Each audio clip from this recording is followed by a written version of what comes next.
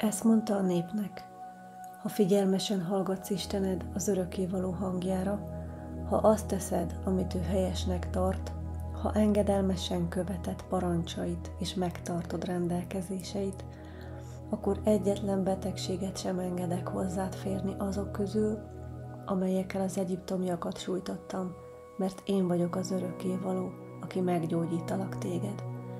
Mózes második könyve 15-26. Ti egyedül az örökkévalót imádjátok, isteneteket, akkor meg fog áldani titeket bőséggel, enni-innivalóval, egészséggel, és eltávolít tőletek minden betegséget. Nem lesz közöttetek meddő, sem aki elvetél, és hosszú élettel áldalak meg titeket.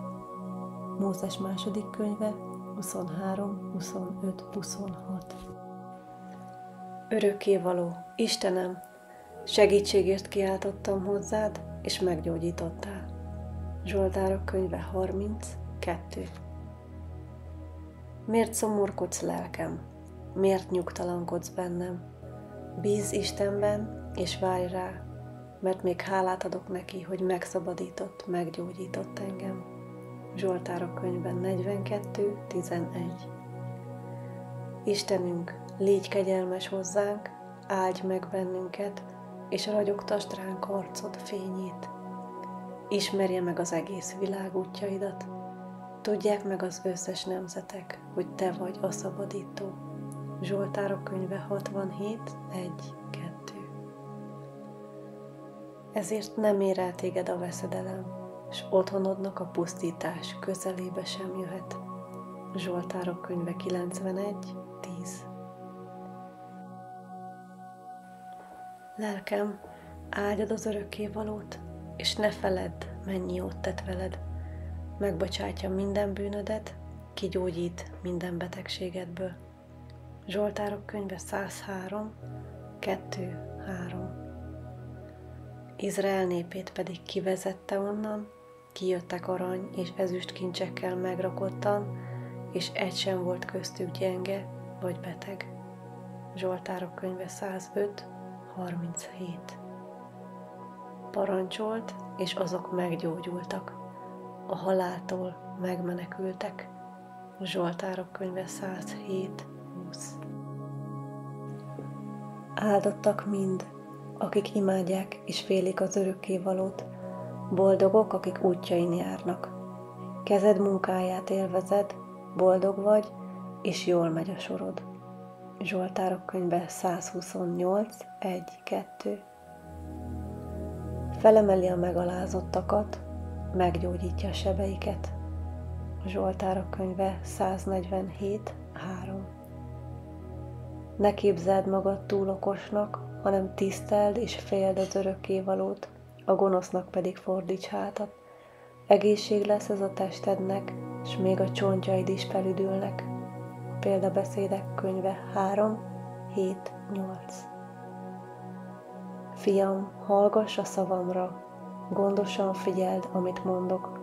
Tartsd a szemed előtt, vésd a szíved mélyébe szavaimat, mert életet adnak, ha megragadod őket, egészséget és gyógyulást egész testednek.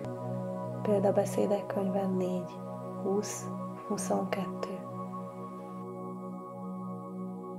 Aki meggondolatlanul fecseg, mintha tőrével döfködne, a bölcs beszéde pedig meggyógyít.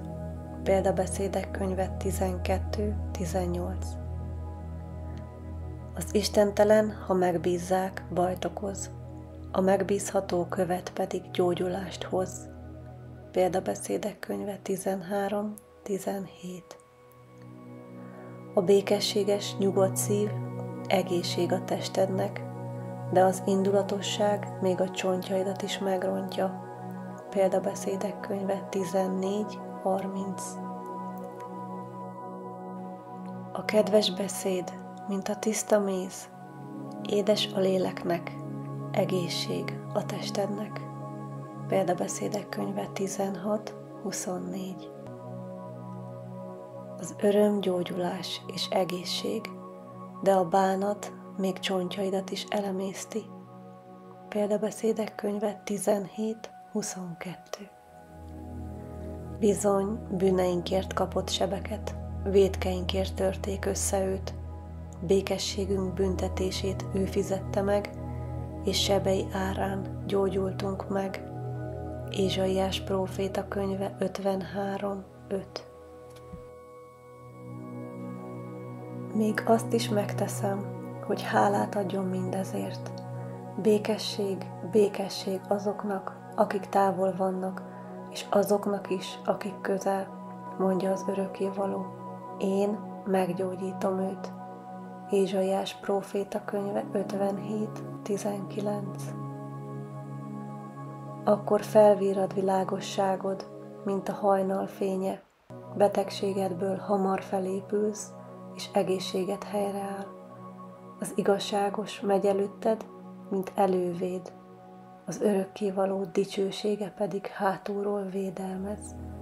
Ézsaiás próféta könyve 58:8. Gyógyíts meg, Örökkévaló, és akkor igazán meggyógyulok. Szabadíts meg, akkor valóban megszabadulok. Téged, csak téged dicsérlek. Jeremiás próféta könyve 17:14. Sebeidet begyógyítom, betegségeidből meggyógyítalak, mondja az Örökkévaló, mert azt mondták rólad, száműzött fogoly lett Sion, senki sem törődik már vele. Jeremiás próféta könyve 30:17. De számotokra, akik tisztelitek és félitek nevemet, az a nap olyan lesz, mint a hajnal. Felkel az igazságosság napja, és gyógyulást találtok szárnyai alatt. Akkor ugrándozva örvendeztek, mint a borjak, amikor kiengedik őket a karámból a legelőre. Malakiás próféta könyve 4:2. Amikor leszállt az este, sok olyan embert vittek hozzá, akikben gonosz szellemek laktak. Jézus egy szavával kiűzte a gonosz szellemeket, és minden beteget meggyógyított. Így teljesedett be, amit Ézsaiás próféta mondott. Ő vette el gyengeségeinket, és ő hordozta betegségeinket. Máté evangéliuma 8:16-17. Ezért mondom nektek, amikor imádságban kértek valamit, higgyétek, hogy az már tiétek, és akkor valóban meg is fogjátok kapni. Márk evangéliuma 11:24. Akik hisznek, azokat ezek a jelek fogják követni. A nevemben gonosz szellemeket űznek ki, új nyelveken szólnak, kígyókat fognak meg, vagy halálos mérget isznak, de az sem árt nekik. Ráteszik a kezüket a betegekre, azok pedig meggyógyulnak. Márk evangéliuma 16:17-18.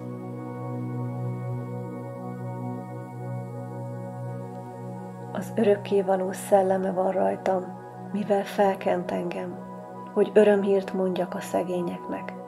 Elküldött, hogy szabadulást hirdessek a foglyoknak, a vakoknak pedig szemük megnyílását, hogy megszabadítsam a szenvedőket és elnyomottakat. Lukács evangéliuma 4:18. A tolvaj azért jön, hogy lopjon, gyilkoljon és pusztítson. Ezzel szemben én azért jöttem, hogy életet adjak, mégpedig teljes és túláradóan bőséges életet. János evangéliuma 10:10. Hallottatok a Názáret városából való Jézusról is, akit Isten tett messiássá.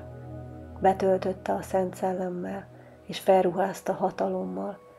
Tudjátok, hogy Jézus sok helyen járt, sok jót tett az emberekkel, és megszabadította azokat, akiket a sátán az uralma alatt tartott, mert Isten volt vele. Apostolok cselekedetei 10:38. Mert én a Krisztus Jézusban élek, és ő benne az élet szellemének törvénye uralkodik, amely felszabadított engem a bűn és halál törvénye alól. Pál levele a Rómaiakhoz 8:2. Ha pedig annak a szelleme, aki feltámasztotta Jézust a halálból, bennetek lakik, akkor a ti halandó testeteket is fel fogja támasztani a bennetek lakó Szent Szellem segítségével. Pál levele a Rómaiakhoz 8:11.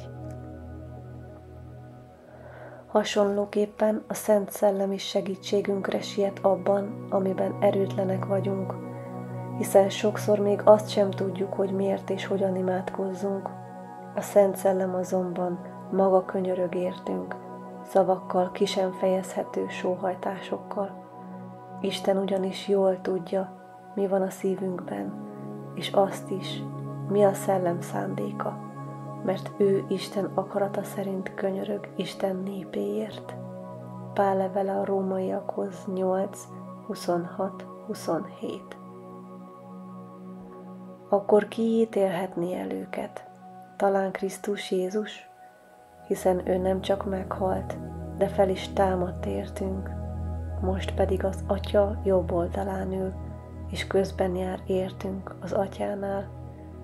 Pál levele a Rómaiakhoz 8:34.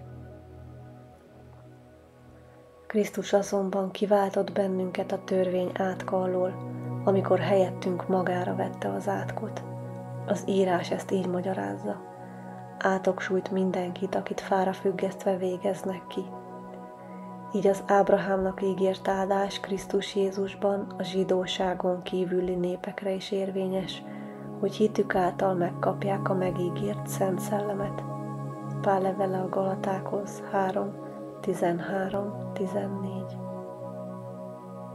Gyermekek, engedelmeskedjetek szüleiteknek az Úr akarata szerint, mert ez így helyes. Akkor majd jó dolgod lesz, és sokáig élsz itt a földön. Pál levele az Efézusiakhoz 6:1-3. Aki beteg, hívja magához a helyi gyülekezet vezetőit, azok pedig imádkozzanak érte, és kenjék meg olajjal a beteget az Úr nevében, mert a hitből való imádság hatására a beteg meg fog gyógyulni. Az Úr helyreállítja az egészségét. Ha pedig a beteg valami bűnt követett el, az Úr megbocsát neki. Ezért valljátok be egymásnak a bűneiteket, és imádkozzatok egymásért, hogy meggyógyuljatok, mert az igazságos ember erőteljes imádsága hatalmas dolgokra képes. Jakab levele 5:14-16. Krisztus a mi bűneinket magára vette, sőt, a saját testében felvitte a keresztfára, amikor megölték. Azért tette ezt, hogy mi is meghalljunk a bűn számára, viszont Isten mértéke szerint helyesen éljünk. Krisztus sebei által gyógyultatok meg a betegségeitekből. Péter első levele 2:24. Szeretett barátom, tudom, hogy a lelkednek jó dolga van. Imádkozom, hogy minden tekintetben jó dolgod legyen, és testileg is éppen olyan jó egészségnek örvendj, mint amilyen jól vagy lélekben. János 3. levele 1:2.